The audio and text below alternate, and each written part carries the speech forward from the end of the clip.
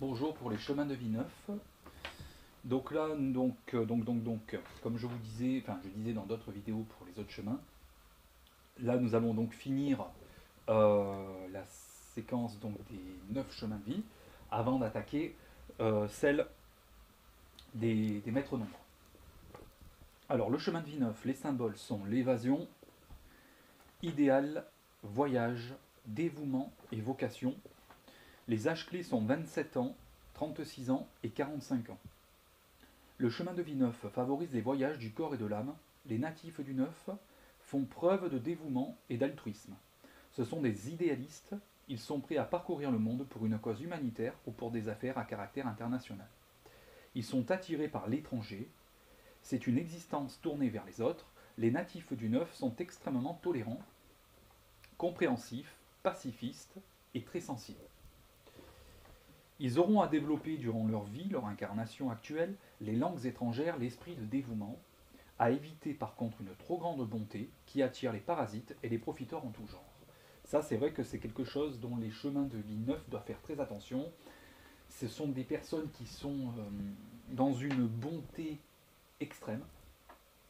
Et donc, évidemment, ça peut attirer donc des bonnes personnes, évidemment. La vibration de la bonté, on attire ce que l'on est, évidemment.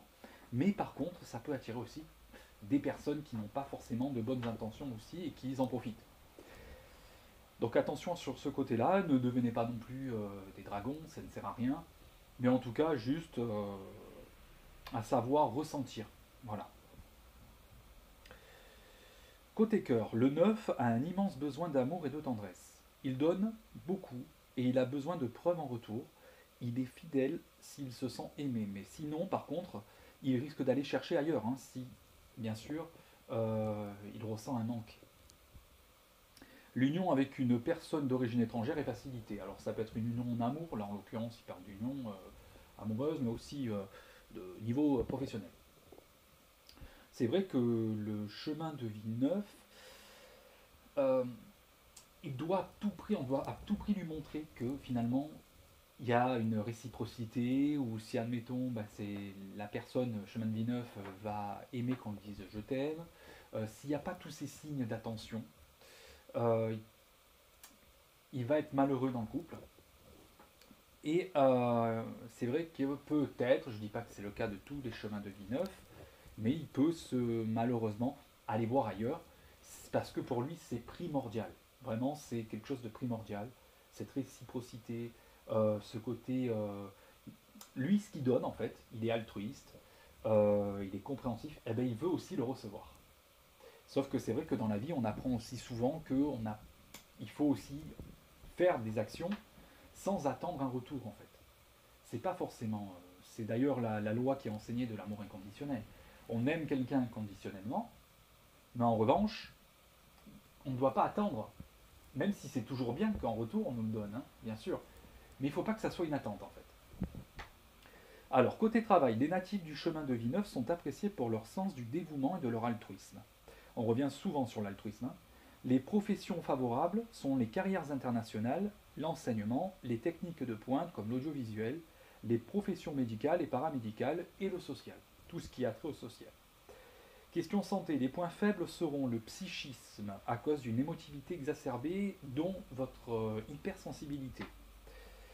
Toutes les émotions sont démultipliées par contre pour un chemin de vie neuf, sous cette vibration donc. Tendance aux angoisses et à la dépression. Ben, évidemment, quand on est hypersensible, moi personnellement, je le suis. Je suis un hypersensible, je ne suis pas chemin de vie neuf, mais je peux vous dire que c'est pas simple tous les jours. C'est vraiment pas simple tous les jours. La lame du tarot pour ce chemin de vie, c'est l'ermite. Donc ça, c'était pour le chemin de vie neuf. Donc le chemin de vie neuf, vraiment, on aura à travailler ce côté-là, le côté amour, justement, l'altruisme, euh, mais aussi devra faire attention à ce qu'on ne le prenne pas pour une poire, en fait, hein, parce que évidemment, il peut attirer ça, comme on disait tout à l'heure. Euh, il est assez proche du chemin de vie 6 sur ce côté-là, parce que le chemin de vie 6, c'est pareil, il est plutôt... il recherche l'amour, la famille, tout ce qui est vraiment le cocon, en fait. Et il donne beaucoup d'amour. Ça se ressemble énormément avec le 6 et le 9 sur ce côté-là. Mais par contre, voilà, c'est juste faites attention. mais pas non plus devenir méfiant. Parce que quand on devient méfiant, évidemment, si on est méfiant vis-à-vis de tout le monde, on a tendance à perdre un peu ce côté altruiste et à être plus dans le jugement en fait d'autrui. Donc il faut savoir trouver ce juste milieu-là. En tout cas, je vous souhaite une très bonne journée. Je referai d'ailleurs des vidéos. D'ailleurs, je vais finir sur la séquence des chemins de vie.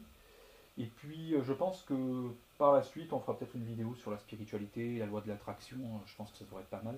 Bon, en tout cas, c'est quelque chose qui me passionne. Donc, ça, c'est pour ça que j'aimerais bien le partager, en tout cas. Je vous souhaite une très bonne journée.